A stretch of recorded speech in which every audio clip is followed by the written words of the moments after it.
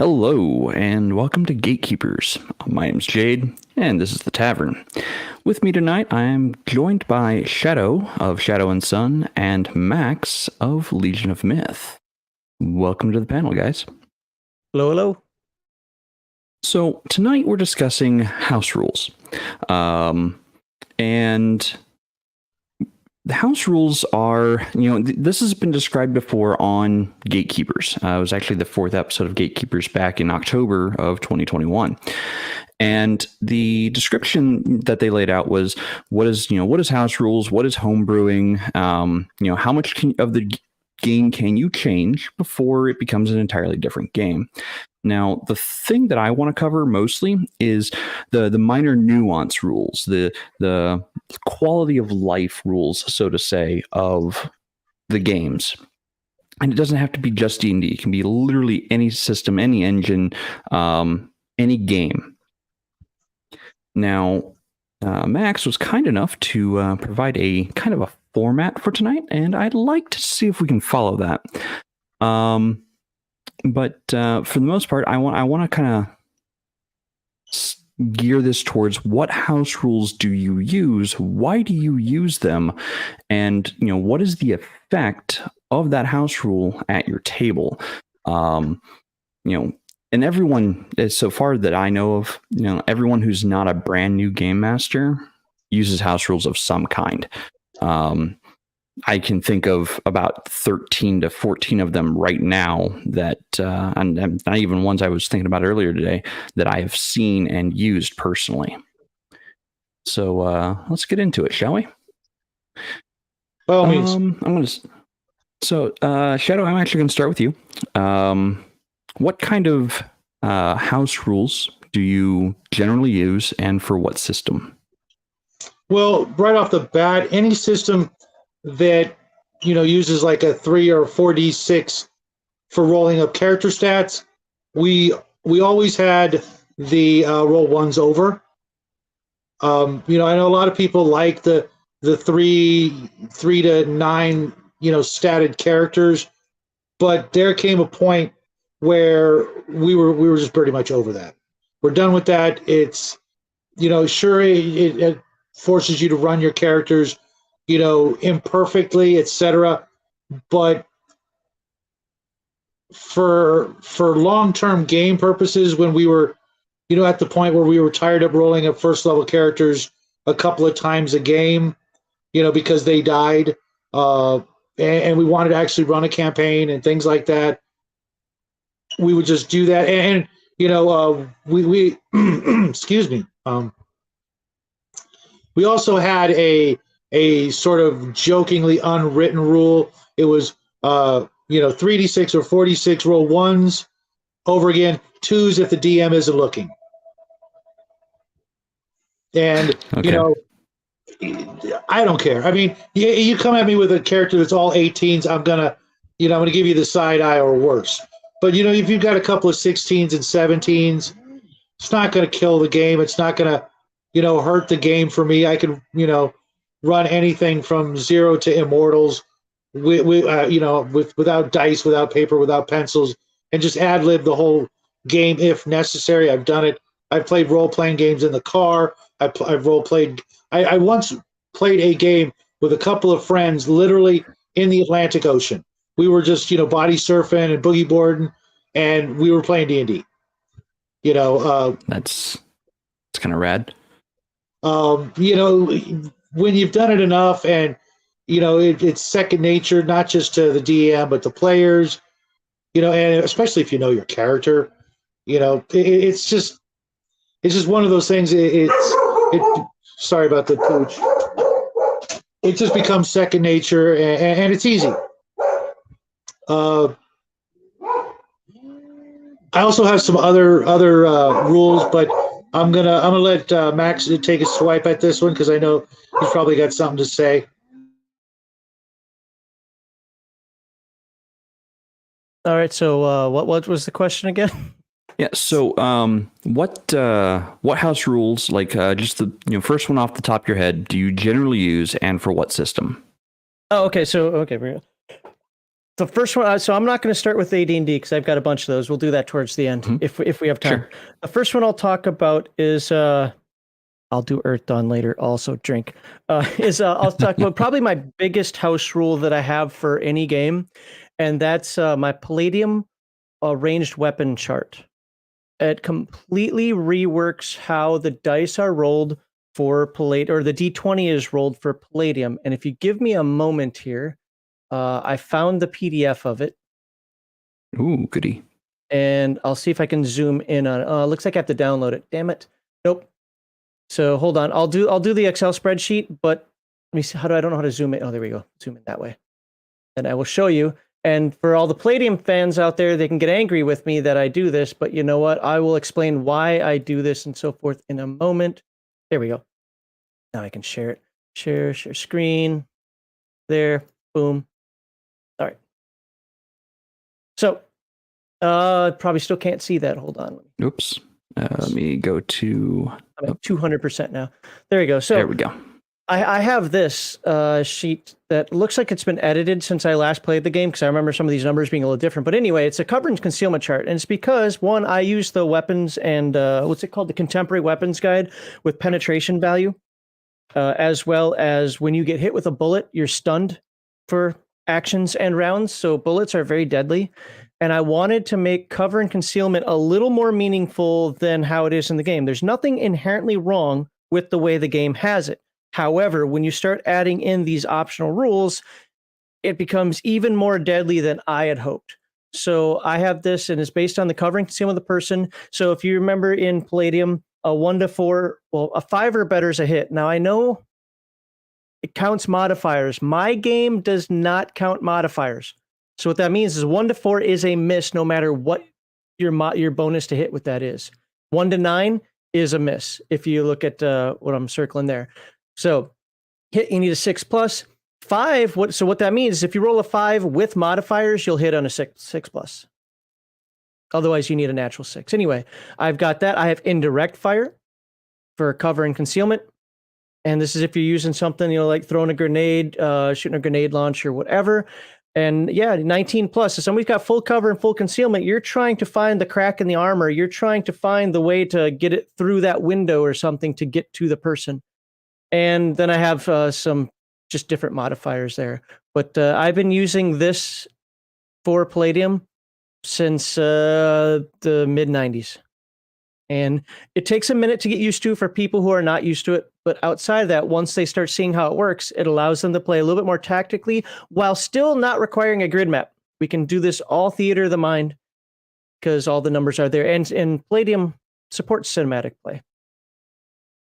And I'll stop sharing that. But that gives you just one of the things that I do for Palladium. That's probably my biggest house rule that I have.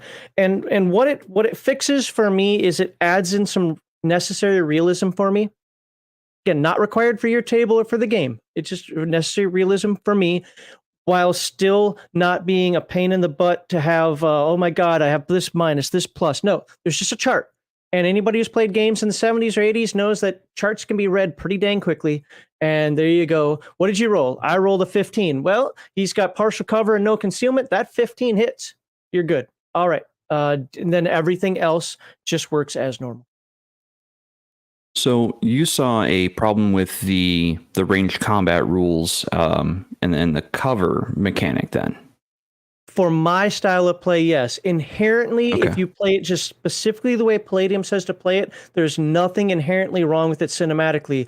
For my purposes, where I wanted something a bit more gritty, a bit more realistic, and once you add in the modern compendium, or the compendium of modern weapons, with the penetration value and with, again, bullets don't just do like 3d6 SDC damage. They do 3d6 SDC damage, and you're stunned for 2 melee rounds. Well, in Palladium, that could be 8 attacks. So somebody who has 30 seconds, 2 melee rounds is 30 seconds. That could be 8 attacks. If you can't act for 8 attacks, guess what? You're dead. If the person wants you to be dead. Now, of course, you could have a big firefight where somebody can't actually get to you, but you get what I'm saying. So I needed something that said, hold on, if you've got cover, a 5 or better doesn't just hit you. Because if that happens, everybody's dying first bullet that goes downrange. and having actually been shot in real life, trust me, every game I've ever come across, for the most part, is just so completely unrealistic as to what actually happens when that, Well, again, I mean, I like a game like this. It's meant to be cinematic more than it is to be the grit of real war. I wanted when I say that I wanted it more gritty, more realistic. I'm talking. I wanted cover to be a bit more meaningful and act like more like cover. Not that the Palladium system is wrong with its armor rating. However, that armor rating only goes so far. And this reading off a chart is quicker than trying to figure out what the armor rating is versus the SDC of the cinder block versus the SDC of the armor you're wearing versus all this. It's just a nice. I rolled, okay, partial cover, partial concealment. Roll a 12 or better, you hit. Roll a 1 to 11, you miss. There you go. That's all you need to know. Right, and the cinematic is the key with Palladium. I wasn't really talking about Palladium because I understand, but I have some house rules for Palladium that probably make you scream. But when you take that in mind, it's it's just a lot like a superhero game. If you think about it, the whole cinematic idea, it's not really trying to be realistic. And again, it's a game, and you've got to take those things really to heart. You can only do so much in a game. And you make a good point on something. I wouldn't use these rules if I were to run Heroes Unlimited. I run Teenage Mutant Ninja Turtles and or After the Bomb, the modern version of it. And theoretically, I could run Robotech. All of those are just normal people. Sure, you're in Mecha if you're talking the Robotech side, but essentially you're not talking superheroes here who should be able to take a couple of bullets theoretically because they're superheroes. You're talking just a mutant animal, maybe with a bit of extra power because he's got sharp teeth and some claws or can fly or whatever. But other than that, not much different than a normal person. Still needs to wear body armor, still needs to find cover. And again, I just wanted a system that was fast enough yet meaningful enough. And honestly, I've never had players complain about this. Once they start using it, almost to a T, they complain about it when I first bring it up. Like, oh my God, you're changing all the Palladium rules. Oh, geez. Like, hold on, try it out. You're gonna see that it works, and they'll be like, oh, you know what? This actually does allow tactical play, still quickly because the chart's not hard to follow or memorize if you want to memorize it, and you still get your 4 actions. You still get all the things that you're used to having. And like I said, this is my biggest house rule probably of any game. Well, I wanted to mention also that animals, believe it or not, are actually better equipped to deal with pain and damage than we are. If you told someone they had to chew their leg off to escape, they'd faint. I roughhouse with my dog, and he's a 35-pound little mutt, but if I were to, do some of the things to a human, they'd be like, crying or screaming or getting pissed off. And, I'm not mean to him or anything like that, but we roughhouse, and he takes it better than most humans I know would be able to take it. We're kind of weak when you look at things a certain way. So one of the things, one of the problems I identified with my early 3.5 games. Now, remember, I started with 3.5, unlike you two gentlemen who started with original D&D or AD&D. So one of the problems I recognized with 3.5 was kind of a death spiral, so to say, at early levels. When you would fight something that had a trip attempt or a trip attack, such as a wolf, at early levels, anytime you tried to get up, you would trigger an attack of opportunity, meaning that the wolf would be able to attack you again if it was still next to you, which all wolves in 3.5 get a free trip attempt anytime they land an attack. So if you are just trying to stand up, you're back on the ground immediately. You have no option of moving at that point. I mean, you could attack from the ground, and you'd take a severe penalty to do so. So a wolf encounter could be an absolute TPK. So one of the things I did to kind of fix that was I put in a rule of you can stand up as a full round action, take the full 6 seconds to stand up without suffering an attack of opportunity. Alternatively, you could stand up as either a move or your action, but you would still suffer the attack of opportunity to do so. So that was one of the things that I saw as a problem, because I had a group get completely wiped out by just 2 wolves, and it was a group of 5 players. So they thought it was, and they were actually above the challenge rating for the encounter, and they couldn't understand why they got wiped out so horribly. So by doing that, by introducing this new mechanic or this new rule, we avoided TPKs with wolves, and it gave players options of, okay, I can choose to stand up as, an action or as my move action and suffer the attack, or I can say, I'm going to take my entire turn to stand up, and hopefully this wolf doesn't attack and land another hit on me on its turn. In which case, most times the other members of the party would typically attack the wolf and get its attention, or it would run off because it got hurt too much. And my enemies, whatever my foes might be, they don't stick around if they take more than half their hit points and damage. They skedaddle. As they should. Yeah, as very well as they should. Nothing wants to die. Everything wants to live, and everything is going to do everything necessary to live. I'll caveat that with, Sure. anything with a pulse or like that, demons and undead and things like that. They're in it for the win. For a lot of the times, I'm going to caveat your caveat here, but go ahead.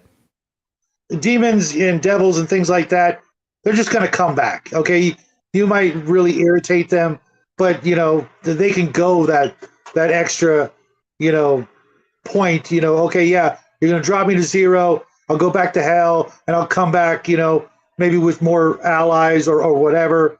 Certain kinds of undead, they've got nowhere to run and they need to eat, and other magical creatures. But if it's a flesh and blood, has a pulse, isn't a quote unquote magical being,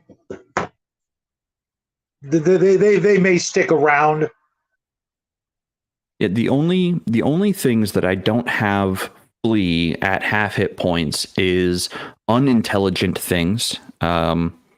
So some undead, not all undead. Vampires will skedaddle out of there if they know they're in a losing situation. They won't stick around. Liches won't stick around. Mummies won't stick around because, again, if they're on the losing side of things, they're going to wait till they get the advantage. Especially vampires, they get to turn into mist. What are you going to do? Yeah, you got a vacuum cleaner? Unless you got a vacuum cleaner, I don't know what you're going to do. Right. Other games, I'm going to get into another set of rules. I'm the actual cause of a rule now. We were playing, was it Warhammer 40K Dark Heresy? And I am exceptionally proficient at rolling below half average. Like I on all my dice rolls, I'm always rolling on the low end of the bell curve, no matter what. I roll an inverse bell curve for whatever reason, and I'm always rolling low. So Dark Heresy is the perfect game for me because you're rolling under a percentage. There's other games out there that do that as well. I understand that. But we were playing this game, and I had some kind of ability or something. I can't remember all the details of it, but I had an ability that allowed me to have exploding 10s against things from the warp, against, I guess, outsiders. And it got to the point where I kept rolling an exploding 10. And the DM said, okay, roll me 3 more dice, and if they're all 10, it's dead. So he made a Thaddeus rule to basically truncate, if you roll X number of, exploded dice worth of damage, we just, cut the scene, you explodify its skull, and we move on from there instead of having the person continuously rolling the dice. So do you have anything like that, there's a situation where a character is just rolling constant, massive amounts of dice, and you just go, stop. You're done. We're moving on. Do either one of you have anything like that? Really, Shadow, I've never you, had there you players go. with I've never had players with that kind of luck, so to speak, Mhm. or those situations. I've seen, well timed, one roll, cool, you made it by the skin of your teeth, but continuously, no, I've never seen that. The only thing even remotely close to that for anything that I've had is Earth Dawn, but it's not even a house rule. I mean, I guess you could call it a house rule because it's an optional rule, but it's called the Rule of Three, which means you can only have benefits from your highest three sources or your best three sources. So if you have a way of having 17 modifiers to this thing that keep bumping it up and up and up and up, you can only choose the highest three. But outside of that, I can't think of anything off the top of my head. Now, I mean, there comes a point where, look, you're going to do 100 points of damage with this. It's got, 25 hit points. Unless you roll like the worst possible roll possible, you're going to win. You're going to beat it, whatever. At that point, I'm just going to say, if you hit, tell me the spectacular way you killed it, and we're going to move on. Okay. Let's see here. What about problematic rules? Rules that just didn't make sense, got in the way of play, got in the way of fun, to be perfectly honest, that just needed to be worked around. Max, I'll start with you on this one. I find that to be wow. That's a good one. I wish I had time to prepare for that one. I can't think of any off the top of my head that I consider a problematic rule. What I've found are problematic players trying to justify actions based on wording of rules and trying to tweak something in a way that I don't think is the spirit. Because anybody who knows me knows that I am all about the spirit of the rule, not the letter of the rule. I will tell you flat out, no, it doesn't work that way. But the rule says, I don't care. The rule says that's not the spirit of the rule, and you're manipulating it.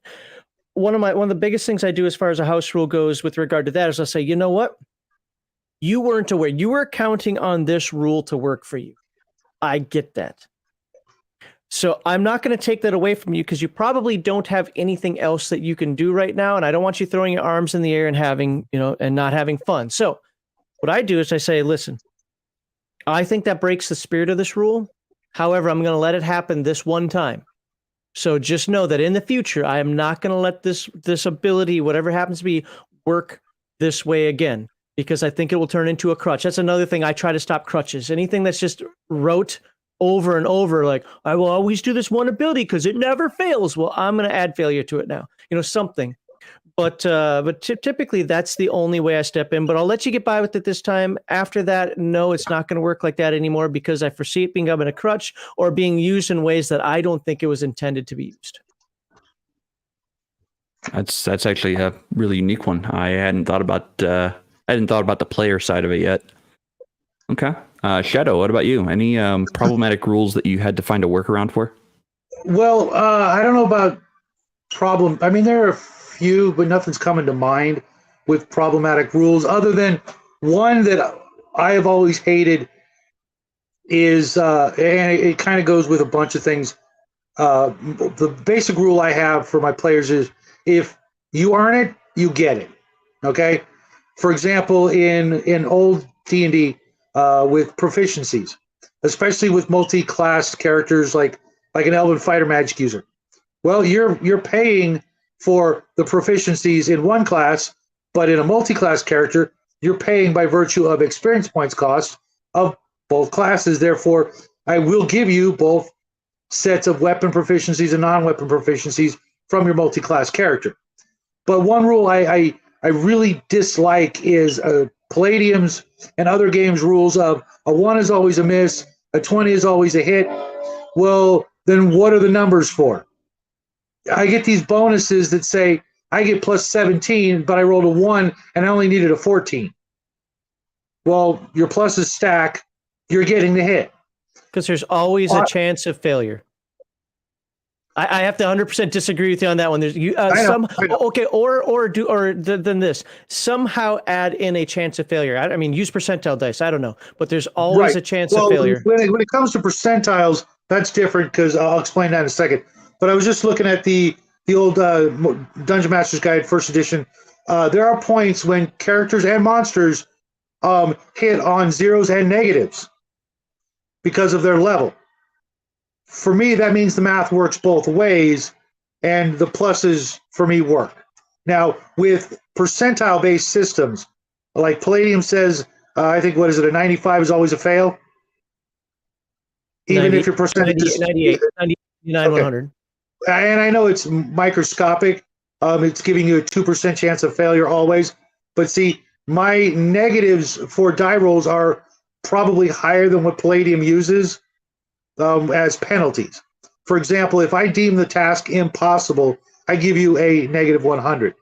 But if all your pluses add up and you've got a 125% chance, that means you've got a 25% chance of success.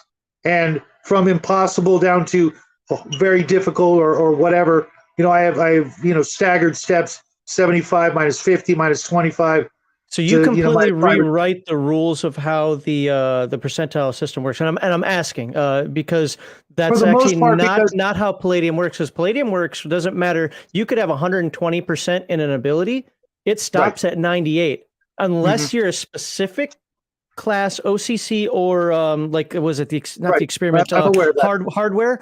Even if your ability could go above 98, it isn't. And if you get a minus 25, that isn't to the 120. That's to the 98. I get that. Okay. I get that. But I've seen characters with pluses in the 50s. When you add everything up, their percentile pluses are in the 50s. And to me, that goes beyond, actual human ability. It's more like on mystical or high science fiction or AI perfection abilities, but again, I use a pretty drastic system of negatives to counterbalance that in a way. But to me, it just seems like, well, I've seen characters, literally have, like I said, a better than a 50% chance in bonuses to do the task before they even roll. I don't think I've ever seen that in a Palladium game. I don't know where they're getting those bonuses, and we've covered a lot of them. But I suppose it's possible. But now, are you talking level, like the fact that I get plus 5% to a skill every level? Because that's just a natural increased bonus of you. That's not a situational modifier. No, I'm talking about which things you probably will never come across.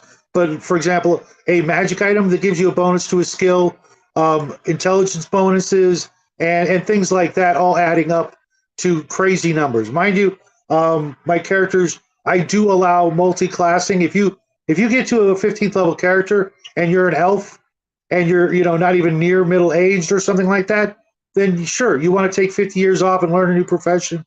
That's a thing that can happen. And in some of my games, they have gone on long enough to where that's a thing. I have characters that I can think of 3 characters in my campaign that have been playing for well on 25 years, and at one point we were playing every day for a decade. Literally every day we'd play, even if it was only a couple hours, to where time would, eventually, decades and centuries are rolling by. Well, the character's not dead and things are going on, and I'm not the kind of person to take away a character and go, it's mine now, I'm using it as an NPC, because I've had too many experiences where they're like, well, yeah, okay, nice play, and I'm moving on, and they're not coming back to the table ever. And I'd rather use and play long ass games with the same people because they're more than just players in my life. They've been friends before we game. They'll be friends after we game. We've watched each other grow up. We've watched each other bury friends, and I just slow down leveling then.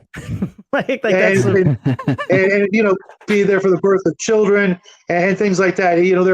They might as well be brothers and sisters. But that's the luxury I've had to be able to play in really long campaigns, and I don't have a problem with it. It's no different than running an Immortals campaign out of the old Immortal rules. It's just it's just not that big a deal for me.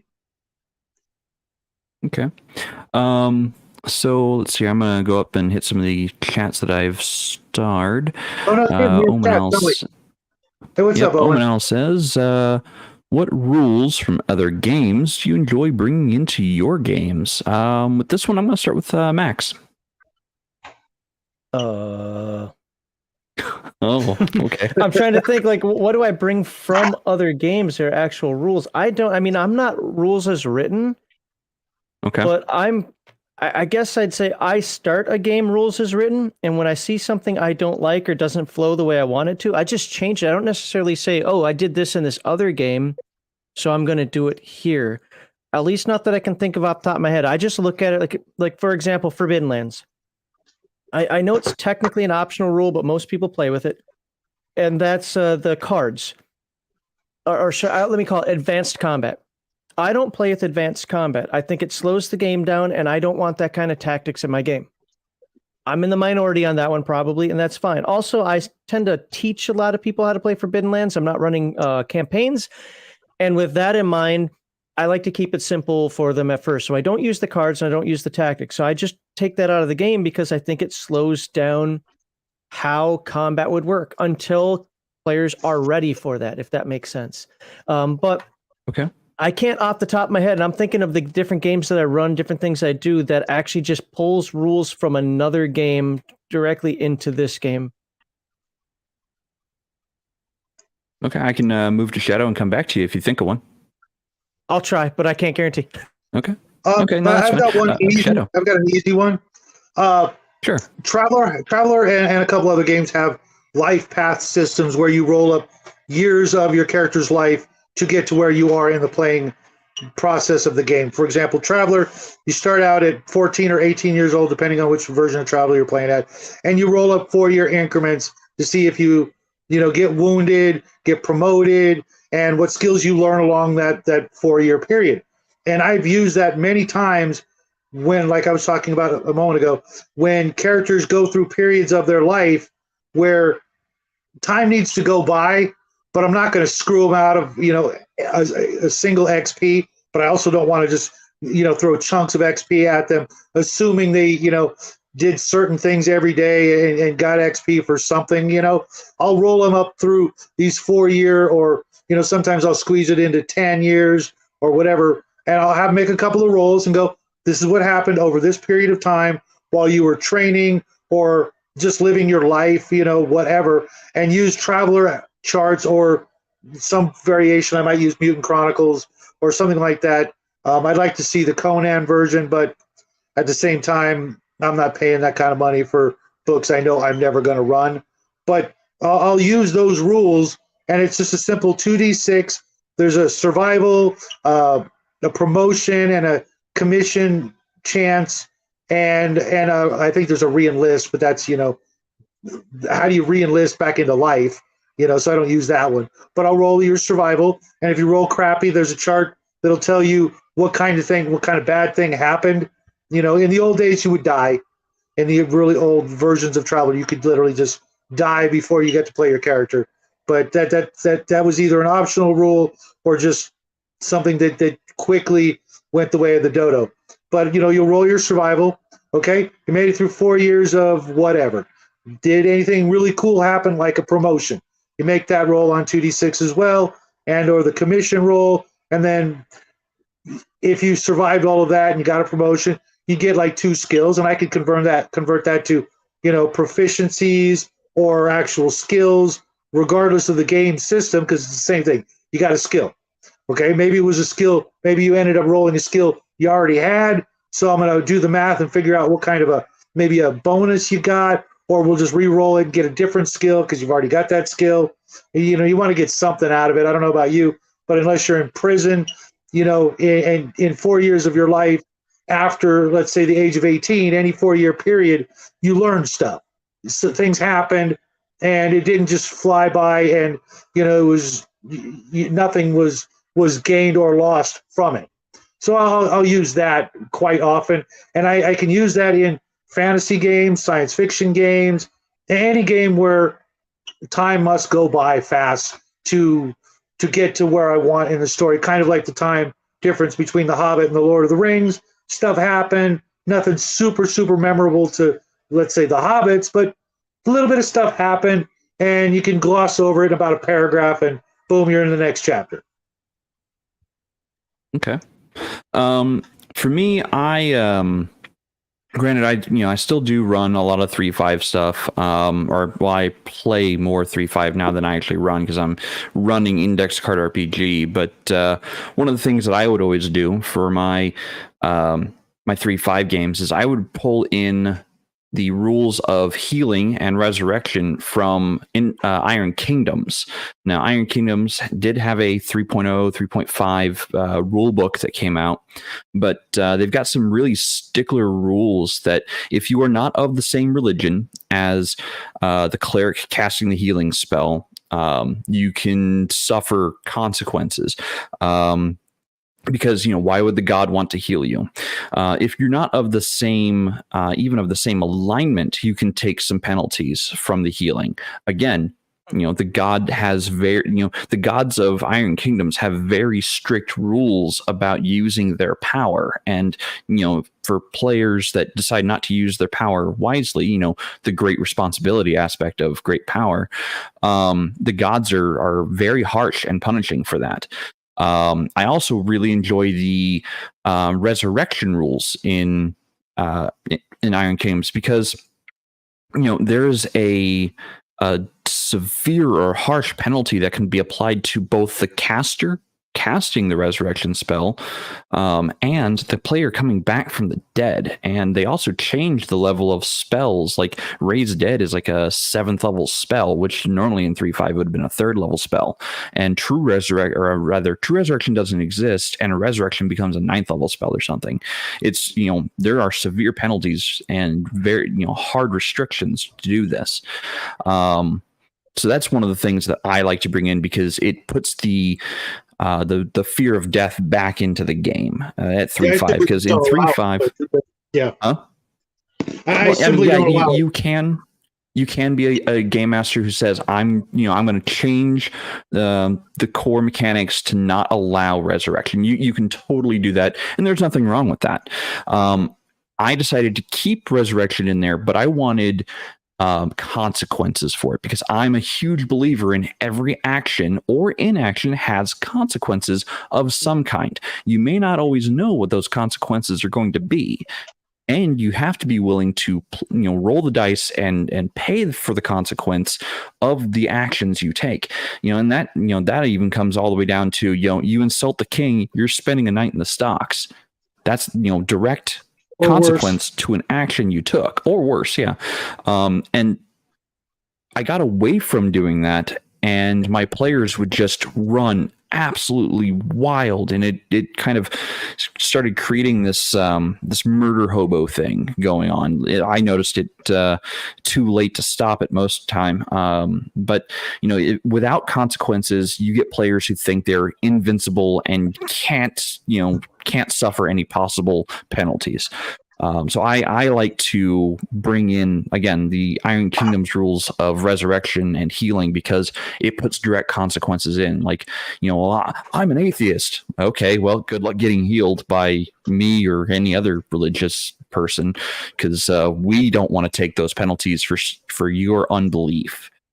DCC has something similar to that Dungeon Crawl Classics, where if you're not of the same faith or alignment, healing becomes more difficult. I don't think it ever shuts healing down, but it I don't know the numbers off the top of my head, but effectively it's something like you get a D8 if you're of the same faith, you get a D6 if you're of the same alignment, and you get a D4 if you're none of the above. If something like that, somebody can correct me in chat, but you get the idea. Yeah, that's actually not a bad one either. I kind of like that actually. I'll have to write that down and use it later. Real quick, before anybody gets the wrong idea, when I say I don't allow resurrect, that doesn't mean I don't have sort of a workaround. It's called Death Store. Back in the old days, death was usually at 0. You're 0 hit points, you're dead. Death Store allowed you to bring a character back from 0 to -9. And when the rule of that came around. I don't remember where I heard about it. It could be second edition. It could be something else where you could go your constitution and hit points negative. Then I would add that 0 to 9 to that, so that, like in The Princess Bride, you were mostly dead. I'd prefer that over using the resurrect, which one for most games that I know of, it's a very high level cleric spell. And if you're not of the same faith, they're not going to do it. Why? Unless, because your dead body can't make a promise to do this task. Once you're brought back, you could force it on the players who are asking for that. The church requires you to do this or that. But to bypass that nonsense, which, again, I don't think the high level priests are going to bring back just anybody. And because of, for me personally, religious reasons, I'd rather not use the word resurrect in that sort of a, endless cycle of being brought back kind of crap. I will allow the reincarnate, but depending on the game system, you're coming back with some negatives and memory loss and things like that. They may even have to go look for where you've been reincarnated to, as a baby in somebody's, new family, to you're an animal or, another race, and they got to find you, find your friend, so to speak, or you're coming back as a troglodyte. I actually won't allow reincarnate as a means of coming back from the dead. And my reasoning is this: when you reincarnate, you are literally being born again. Mm-hmm. So you are starting off as an infant if you reincarnate. So that character won't come back into the scene until X number of years later. It's either resurrection, raised dead, or new character. I prefer anything but any of the things we just talked about, because it, like, with the last Gatekeepers, death not being on the table just turns it into an endless video game where you're just respawning. No matter how I look at it, I can't think of but maybe one or two fantasy stories I've ever read in the thousands of books where coming back to life was actually even an option. It was only with, as far as I know, the original Dungeons and Dragons that it became an option. And yeah, but those high-level characters were supposed to be the top of the top. I know a lot of people play D&D that 12th level isn't really high level, or 16th level. No, those characters are crazy. There's I don't remember what publication I read it in, but there's like one 15th level character per like continent. Right, and if that's the case, then who's going to do the resurrect? Right. Bring them to was it St. Peter's Cathedral? Well, there you go. Well, but if there's only one 15th level cleric, he might not be of the right religion, and he might be on another continent.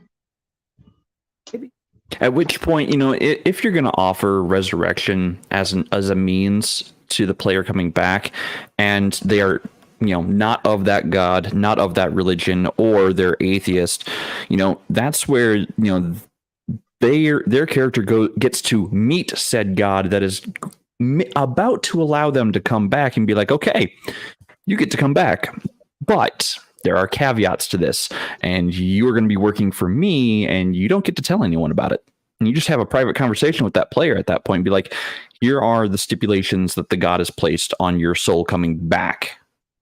Yeah, I'm more likely to put Well, see, I would use that as an opportunity to further advance the plot or the game's campaign. Basically, now this character has a goal that they have to succeed at. Kind of like a their very quest soul is on the line. Kinda, but it's not a true Geass quest, because they're not going to suffer penalties for not immediately fulfilling it. Like a Geass quest would.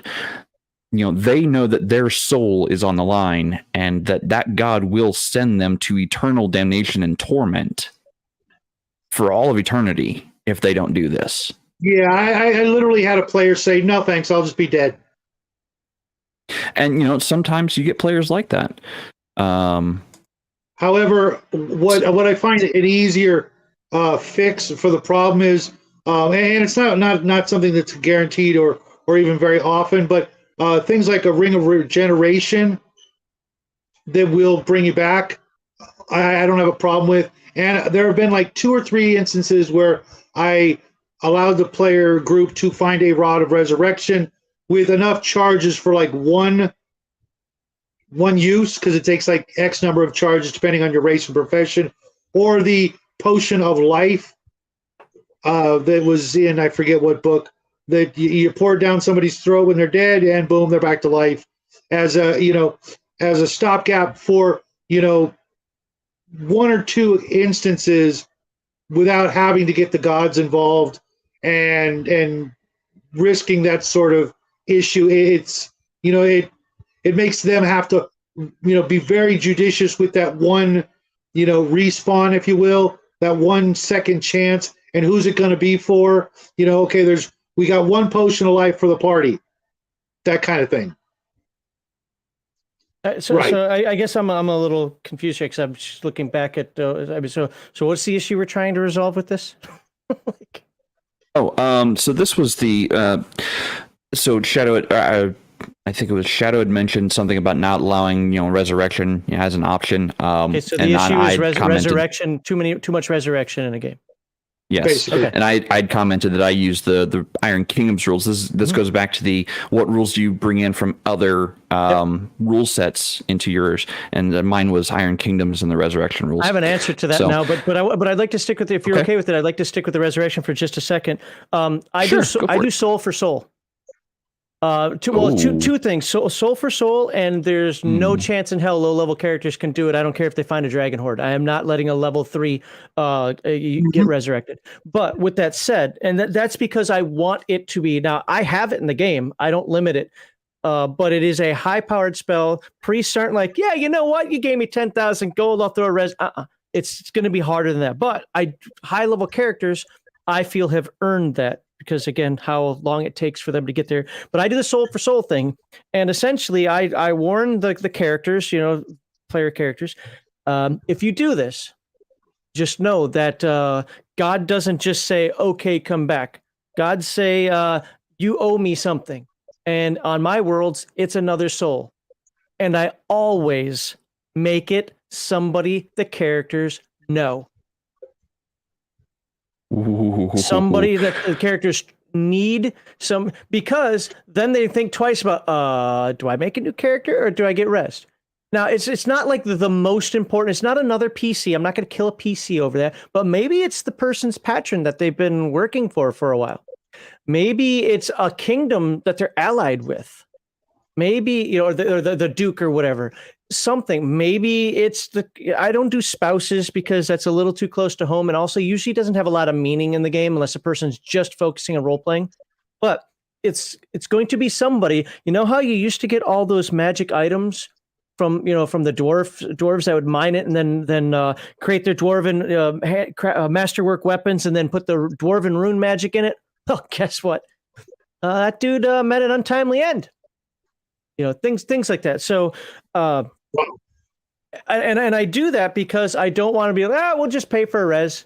Now, at the same time, it doesn't destroy the characters. It doesn't ruin the entire campaign. It doesn't go into any nonsense like that. And to be fair, I haven't run a high level game in a long time, but it's one of those things that's like, oh my God, this really happened. Like I got res. Thanks guys for resing me back and my -1 Constitution point. But that's old school D&D for those who don't know. You lose a Constitution point when you come back. I made my resurrection survival and everything. Everything's great. Yeah, but remember Joe the informant who kept who you had in such and such kingdom's court feeding you all this information. Yeah. Unfortunately, he was caught doing something he shouldn't have been and was executed. Now, it might seem like that wasn't related, but it was. It was definitely related to your resurrection. Yeah, I couldn't do that. I just... What, have meaning behind the resurrection? I could definitely do that. No. I have my see. For the most part, my universe is very Judeo-Christian. There's a big good guy and there's a big evil guy, and everything else are just lessers. I couldn't have the power of goodness just go whoosh. Okay, fair trade. I just in my world, death is neutral. Death is true neutral. To me, it's a balancing of scales. For me, Nature death is a abhors lesser god ruled over by the Grand Poobah. Whoever that you want to look at that. Yeah, for me, nature hates a vacuum, and a soul coming back from the dead. Well, something's got to fill the void. So I do like the soul for a soul swap concept. I have actually done that before. And it's not necessarily an immediate thing either. It's okay. Yeah, that soul came back, but what soul is going to go fill its place, and it's typically of equal value to the world. Now I make it somewhat immediate just so they don't lose sight of it. It's not a matter of like the second that it happens that the other person dies, but somehow the report's going to get to them of whoever the person that died was, whether they knew the person directly or indirectly. It's going to happen soon. Otherwise, everybody forgets about it. And like, wait a minute. Oh, is that because of the resurrection we got 7 adventures? But I do get what you're saying. I like my death to be hot goth chick. Yes. Yeah, because I'm pretty sure I met her a couple of times, and that's another story. I don't think I'd run away from that. I finally did. Well, not finally, but I now have something for bringing rules from one game into another game. Okay. Yeah. Sort of. Go for it. I caveat that it's the same game, different edition.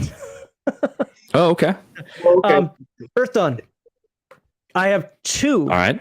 2 that I do. I'm going to pee in a minute. Yeah, well, drink. I do not like 2nd edition Earth Dawn at all. However, it did one really amazing, fantastic thing for the Earth Dawn game that it absolutely got right, and that was the skill system. The skill system of 1st edition Earth Dawn is haphazardly written at best, and 2nd edition codified it better than even the editions that came after it. I don't know why 3rd edition threw away what 2nd edition did, because it's the one good thing 2nd edition did. So let me explain this. What's the problem? The problem is that talents, those are your magical abilities. So let's say, Jade, you have melee weapon as a talent. That means it is magically powered. When you pick up a sword, a battle axe, a dagger, doesn't matter. If it's a melee weapon, you can use it. You are one with that because you have magic powering your abilities. What separates you from somebody that doesn't have magic, that just trains forever? Well, that person has to train in a particular weapon, say a broadsword, and has to train for years. And maybe that person can use a broadsword, a longsword, multiple swords of the similar type, but that person isn't picking up a polearm with the same ability as the broadsword. That person's not picking up a 3/4 staff with the same ability as the broadsword. And that person has to train for years, right? So what 2nd edition did, 2nd edition said, if you have the melee weapon talent, you can use anything as any melee weapon. If you have it as a skill, you have to pick a weapon. And you can take the skill multiple times. So you can learn how to fence with a rapier, use a broadsword, and somehow swing a troll axe. But you have to learn those 3 individually. And I absolutely love the way 2nd edition did that. So when I run my games now, I treat it the same way, no matter what it is. I've run 1st and 4th. And even in 4th edition, I use skills the same way, where I'm like, you have to pick a weapon in order to do this. The other thing, my other Earth Dawn edition issue is 4th edition did a bunch of things that were good. As much as crazy woke as they've gone, 4th edition as a game itself is very well constructed. In fact, it improved upon some things such as this. The old system had a chart, and you had a failure, a poor success, an average success, a good success, an excellent success, and an extraordinary success. That's it. That's where it ended, depending on how well you rolled. Well, the new version says for every 5 you roll above the target number, that's an extra success level. So theoretically, because we have exploding dice in Earth Dawn, theoretically, you could roll 100 successes. Probably not going to happen, but you could, right? Especially if you're rolling lots of dice and have a low target number, and some of those dice explode.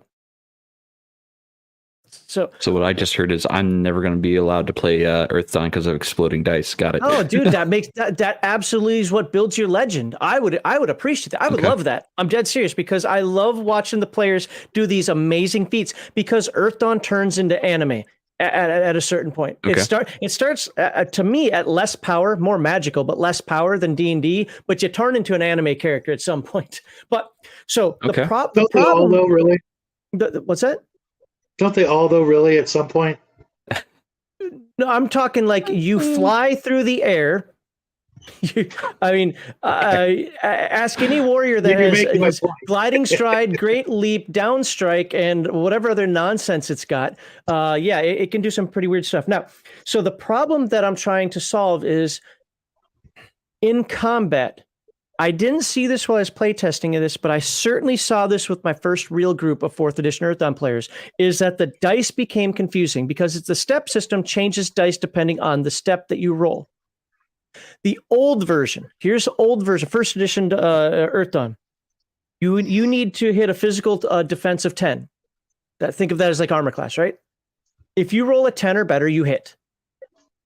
If you roll a 19 or better, that's an excellent success, and it's considered armor defeating. It's that simple. You roll, you have your target number of 10. If you get that 19, I only remember that it's 19 because I remember the chart.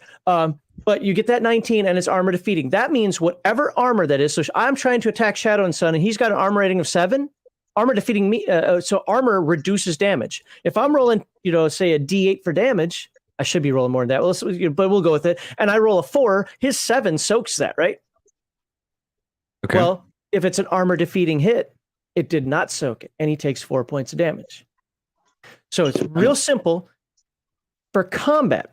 So 4th edition. 4th edition now has it for every 5 successes, for every 5 you roll higher than the target number, you get an extra success. Each extra success adds plus 2 steps. That means you're rolling different dice.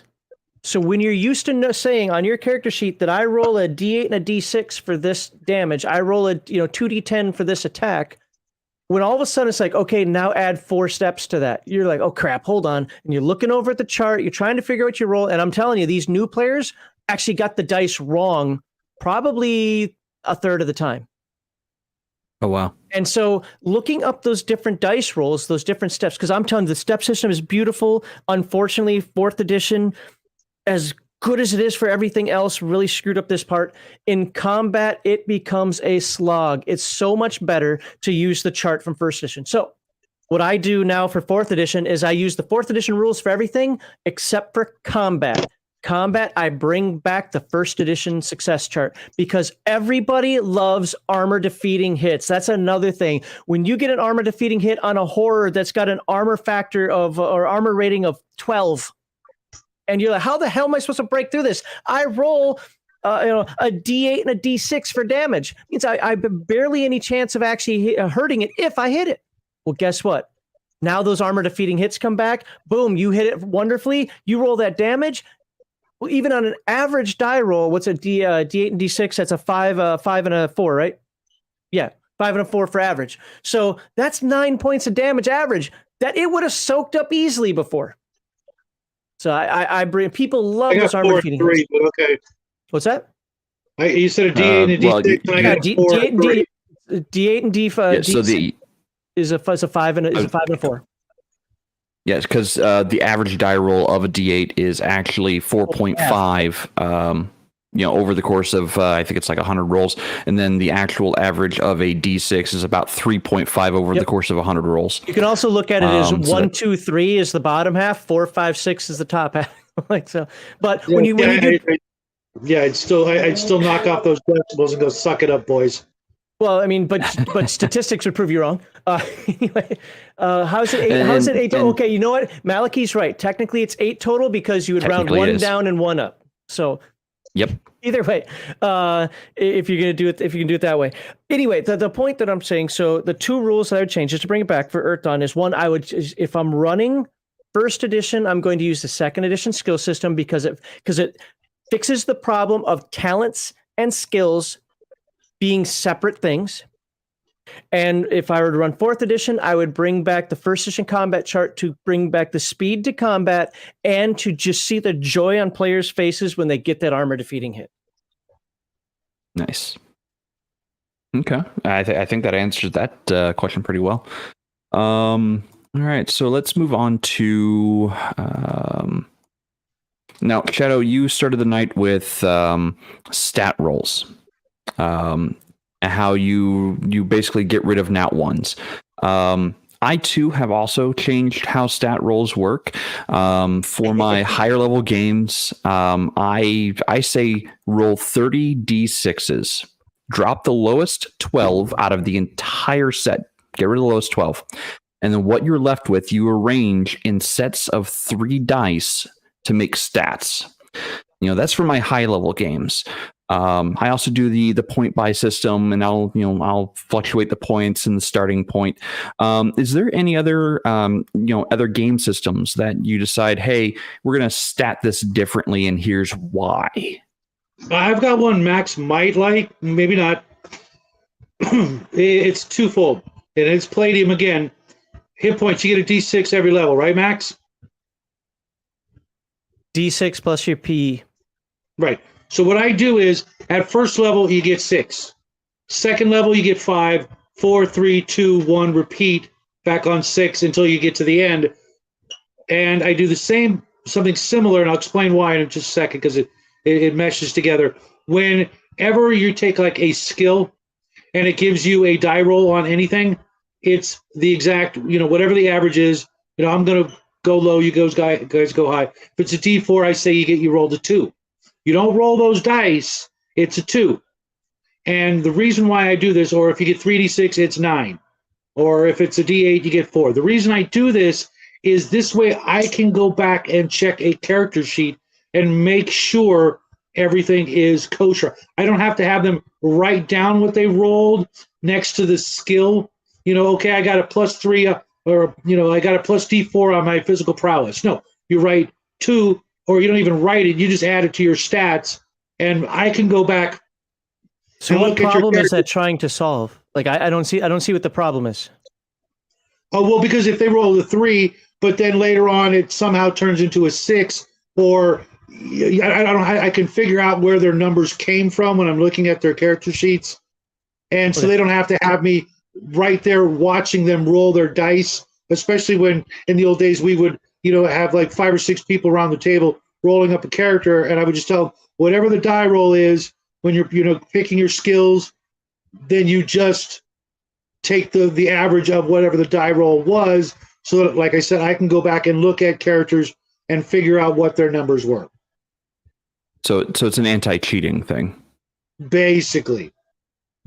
Okay. So you had a problem with players who were fudging dice rolls, then I take it. Basically, not so much as maybe one person, but it was a lesson to everybody else, and to make my life easier, I could look at their sheet and go, okay, this is kosher. Okay. And it worked out fine for us, and it sped things up. I didn't have to, I went up a level, I'm taking this skill, okay, go ahead, take it, whatever. Your numbers are your numbers. I can always reverse the math, and it also, in a way, it kept things, kind of midline for characters that were going to be pretty powerful anyways. So, last thing I need is somebody rolling max on their dice, and suddenly their physical prowess or some other stat, is up in the 30s or something. I mean, the game is built around that, but I mean, if your setting isn't, I get it. Right. At least in the beginning, so that there are challenges, because the difference from going from like AD&D to Palladium was a huge power creep, especially within the same campaign setting. Okay, we were playing D&D, but now we're playing, fantasy role-playing game. The characters, looked a lot more powerful in fantasy role-play versus AD&D. Okay. What about you, Max? Any dice roll averages or dice roll changes?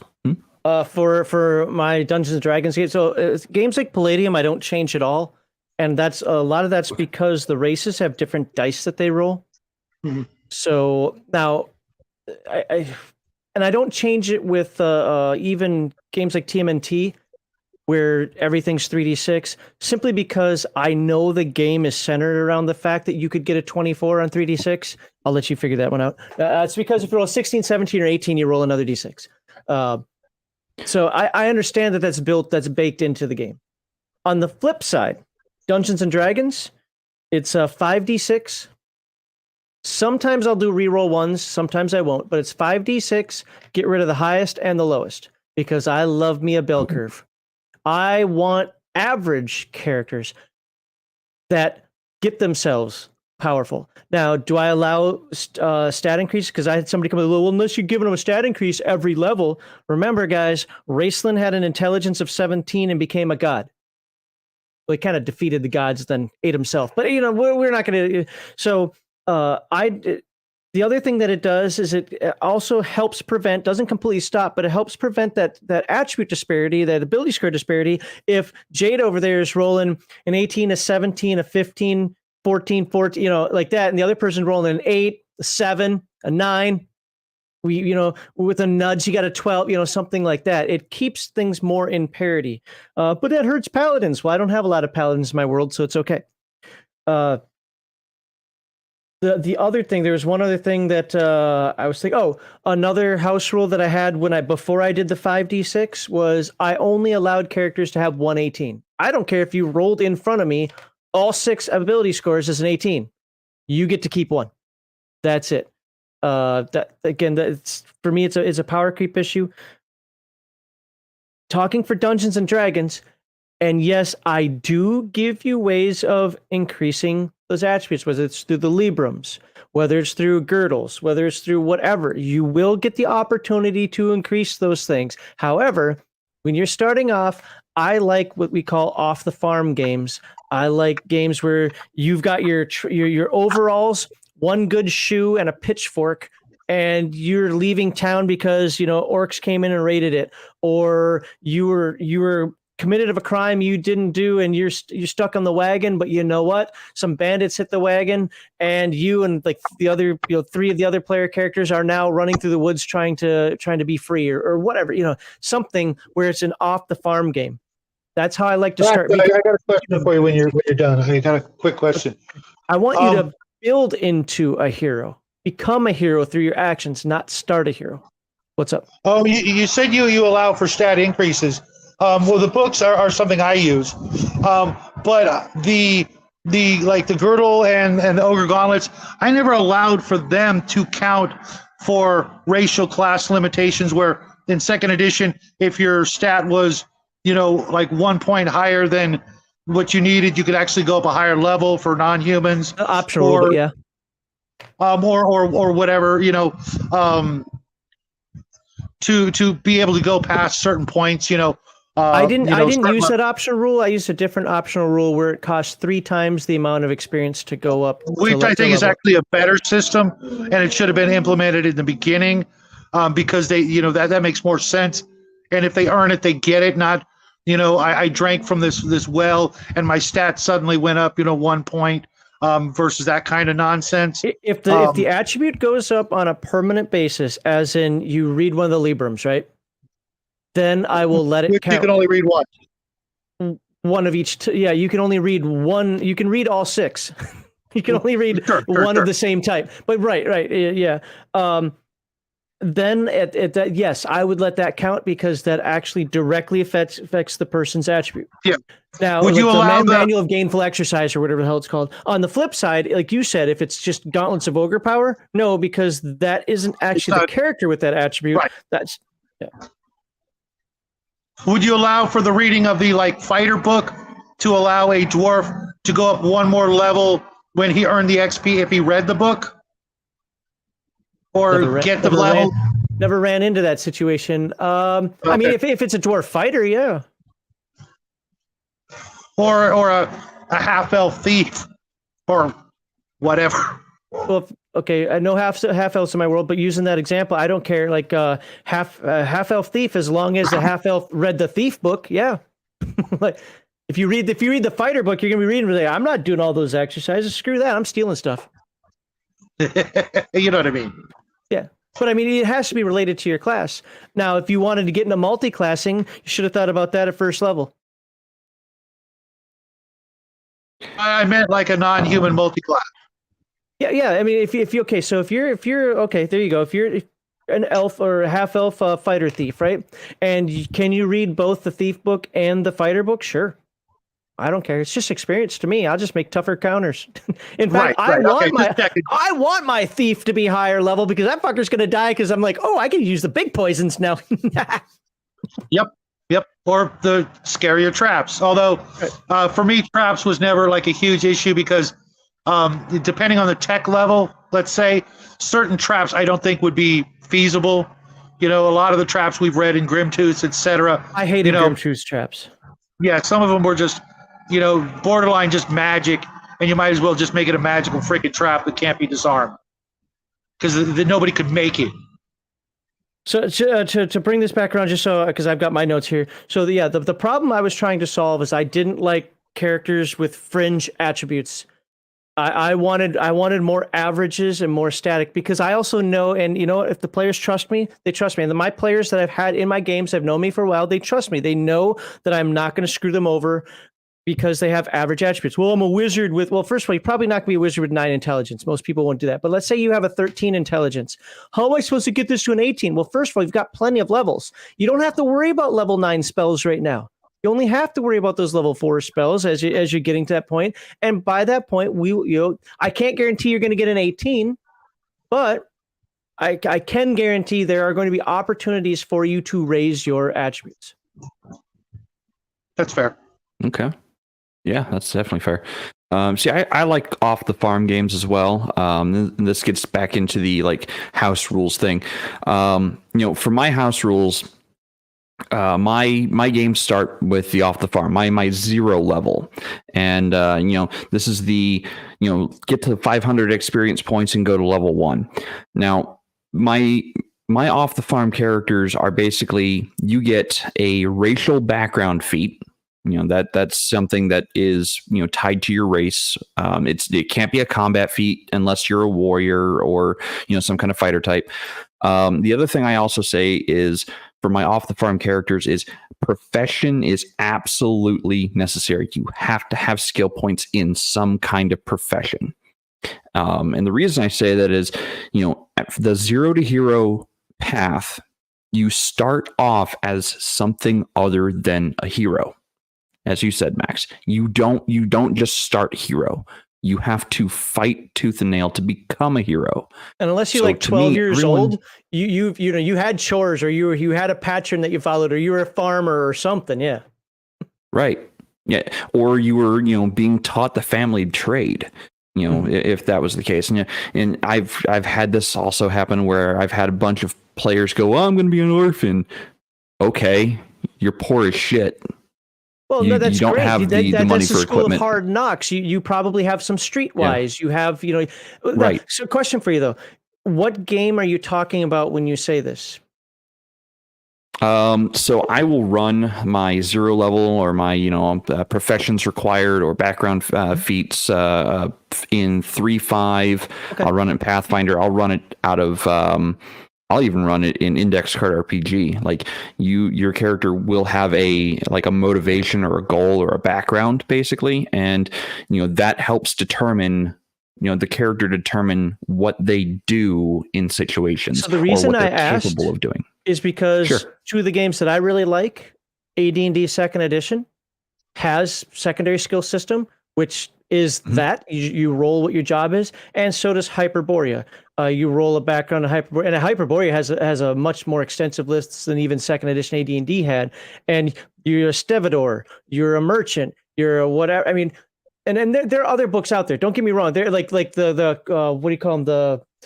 Oh my God, I can't think of the name. Central casting books have a lot of that built into it as well. But I absolutely like that kind of system. And so if a game doesn't have that, what I guess my point is find one, house rule it, find one, and incorporate that, because that's absolutely a perfect way, because you're going to have some sort of background for your character, but it doesn't tell me exactly what skills I get. Well, that's real simple. Does the character seem to be doing something like let's use that street urchin for a second.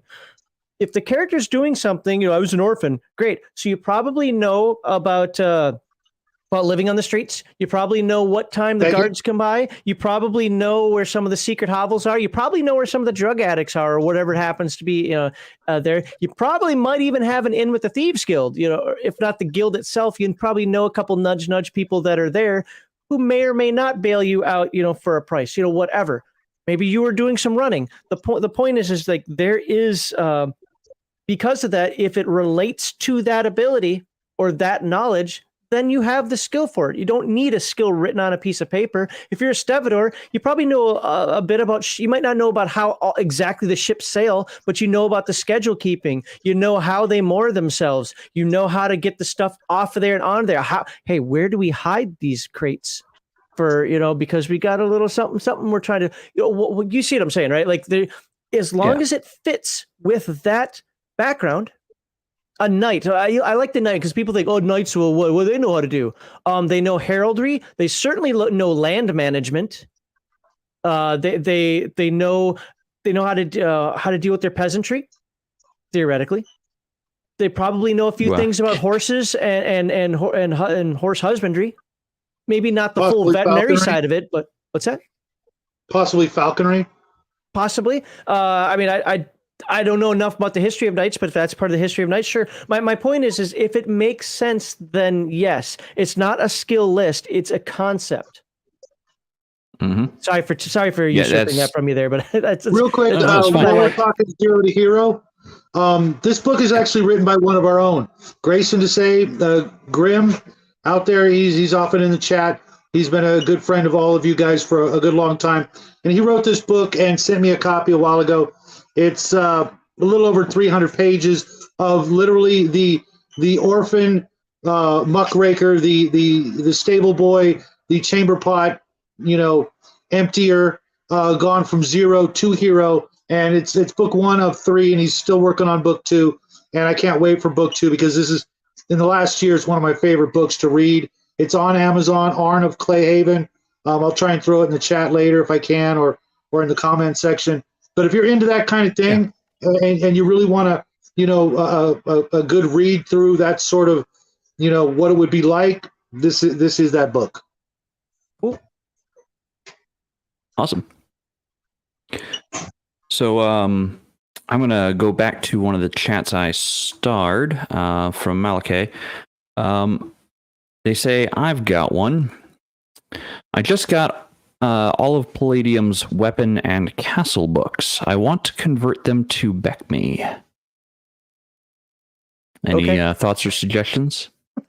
I have the 2nd edition AD&D Arms and Castles guide, or whatever the hell it's called. Both of them. I have the Castles book and the Arms and Equipment guide, so I wouldn't need to do that. I don't know. I don't know what the problems would be for that because I don't know necessarily what's in them. Do I have the Weapons and Castles book for Palladium? Yeah, I do.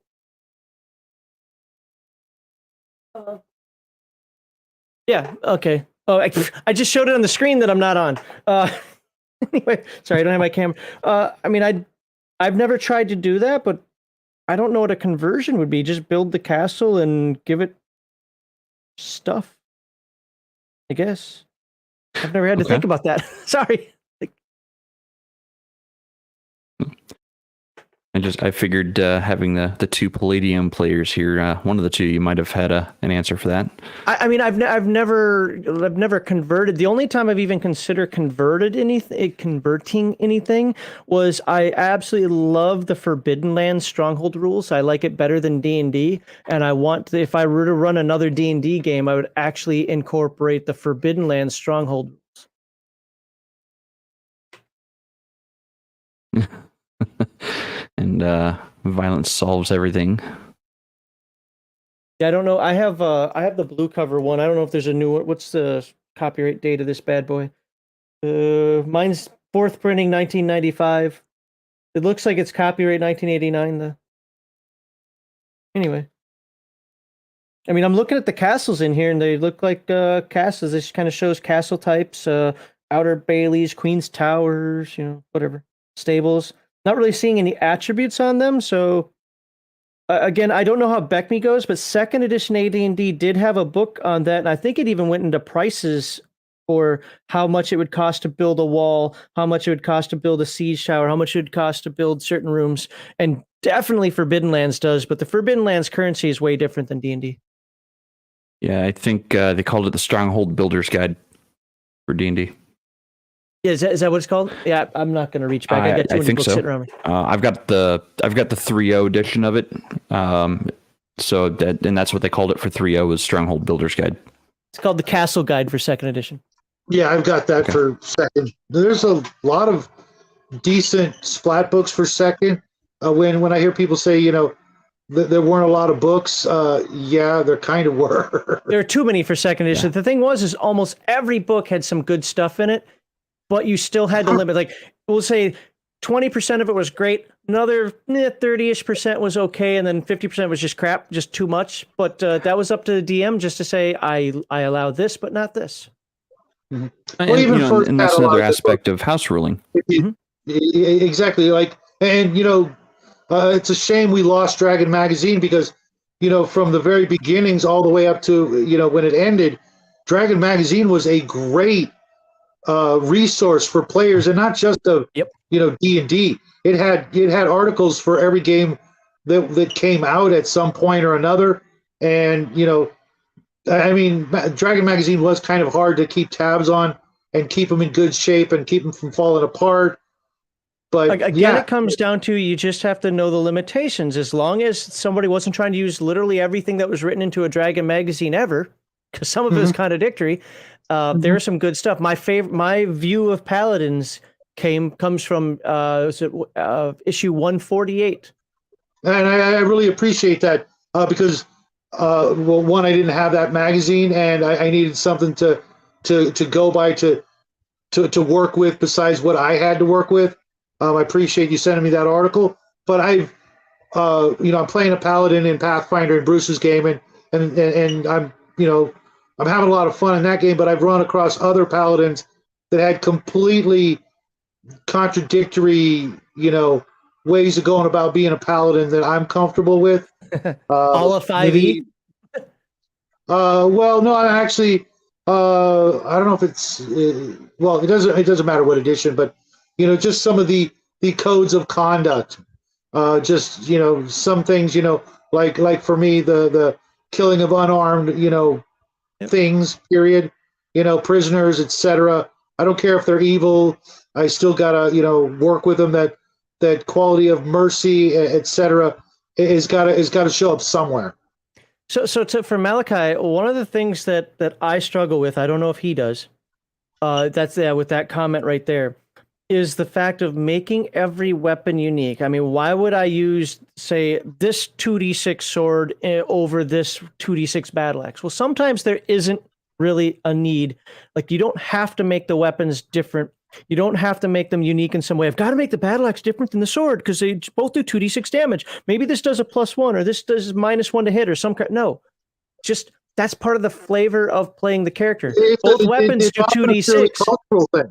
It's often a purely cultural thing. Yeah, absolutely. It can be role playing, and I've struggled with that because I try to make, like, if it's in the game, it's got to have a unique place. Really, no, it doesn't. If you don't struggle with that, then you're better than me because I actually do, and I have to consciously walk myself back sometimes when I have something like an exotic weapon guide, or it's like, no, it's exactly Shadow and Sun said. It's just here we don't use swords. We don't forge steel. We throw. What are those abracadabras? Yeah, addle-addles. Sorry, guys, I can call them abracadabras. But yeah, the addle-addles or something. You get what I'm saying, sir. Which is actually a very interesting weapon if you think about it. It's incredibly ingenious, and I've seen them used to great efficiency even in modern times. A stick throwing another stick. Who would have thought, right? Leverage, I guess. Mm-hmm. Yeah, practice. Yeah, but they wouldn't complain that those weapons are the same if they actually used role playing and understood that a serrated flamberge isn't something that every blacksmith can make. Wow. I mean, yeah. I can see because I've done this. I can see making each weapon have some kind of unique property to it.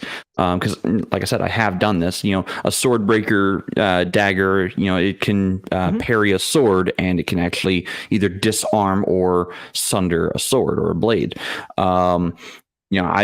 I've actually gone through with my entire gun chart that I had on stream a couple of weeks ago.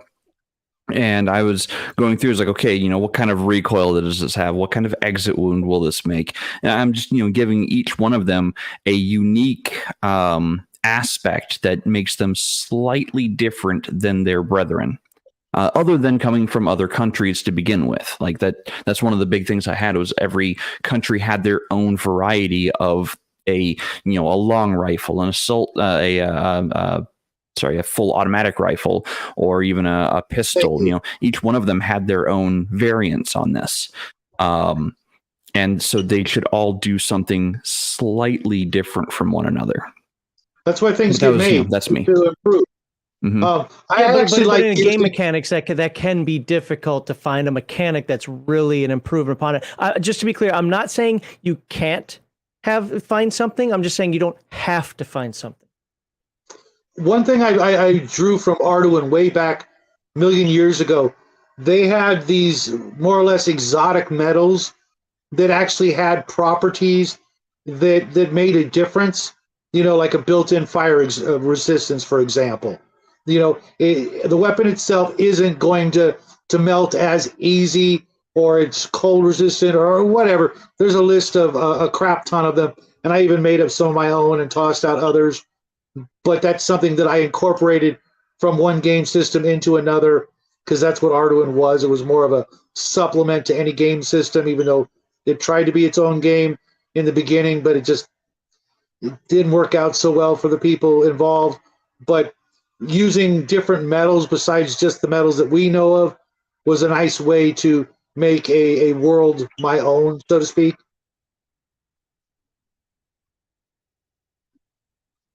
All right. So are there, we're coming up on the half hour to end mark.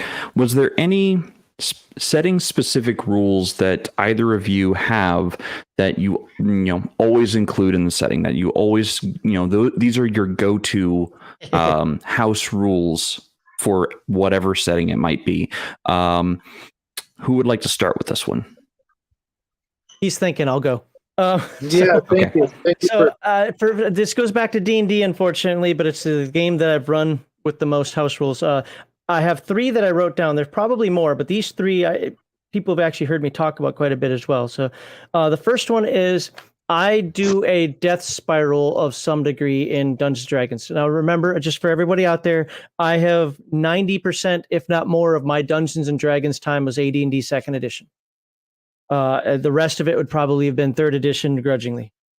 But so at 50%, you're -1 to all rolls, or +1 if you need to roll low.